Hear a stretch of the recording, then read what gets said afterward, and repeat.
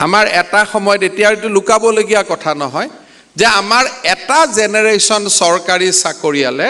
টকা পইচা লৈ চাকৰি লৈছিল বুলি এতিয়া এইটো সুপ্ৰিম কোৰ্ট পৰ্যন্ত প্ৰমাণিত হৈছে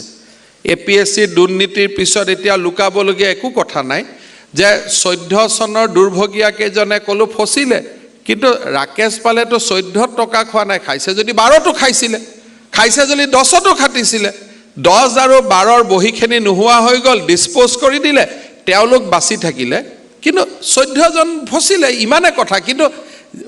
জিটো মাৰ পেলাইছিল তো গুটে কেটাকে মাৰটো পেলাইছিল হয়তো চাৰ্জ লোৱাৰ এক মাহ পিছত লোৱা নাছিল এক মাহৰ পিছত জিমান এপইন্টমেন্ট দিছিলে সবতে লৈছিল প্ৰথমতে 1000 লয় 10000 লয় লাহে লাহে কনফিডেন্স বাঢ়িলে 20 লাখ লয় এনেকুৱা 2000 ইনস্পেক্টৰ অফ স্কুলক মই শিক্ষা মন্ত্ৰী থাকোতে লক পাইছিলো তেওঁলোকে মোক অনানুষ্ঠানিকভাৱে কৈছিলে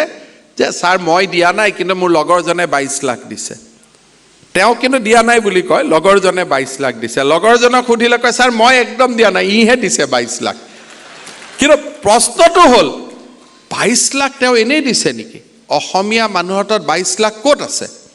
খুদত আনি দিছে খুৰাৰ পৰা দিছে দেউতাৰ খাছটিয়া দিছে গতিকে টকাখিনিটো ৰিটাৰ্ণ কৰিব লাগিব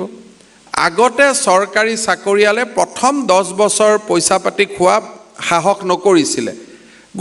গৈ এটা সময়ত এতিয়া প্ৰথম দিনাৰ পৰাই তেণ্ডুলকাৰে যেনেকুৱা ৰান মাৰিব চেষ্টা কৰে ফাষ্ট বলৰ পৰা ইয়াতো ফাষ্ট বলৰ পৰা আৰম্ভ হৈ যায় কাৰণ টকাটো ৰিটাৰ্ণ কৰি দিব লাগিব এটা আমি যদি কওঁ যে ভাই পুলিশ ভেৰিফিকেশন মোক কিয় লাগে তুমি খুমালা প্ৰফেসৰ হলা যদি কোনোবাই মোক কমপ্লেইন দিয়ে তোমাৰ ওপৰত ক্ৰিমিনেল কেছ আছে মই চাম যদি কাৰো কমপ্লেইন নাই তোমাৰ ওপৰত সৰকাৰে তোমাক সন্দেহৰ চকুৰে কিয় চাব সৰকাৰৰ দায়িত্ব হল যে all citizens are good all citizens are pious সৰকাৰে কাকো সন্দেহৰ চকুৰে চাব নোৱাৰে unless there is a allegation যেতিয়া এলিগেশন আহিব তেতিয়া মই তোমাক সাসপেন্ড কৰিম তোমাক একশন লম কিন্তু 700 জন প্ৰফেসৰৰ চাকৰি হ'ব দুজনৰ কবাত ভেৰিফিকেশনৰ প্ৰয়োজন আছে তাৰ কাৰণে 698 এ সাফাৰ কৰিব নেকি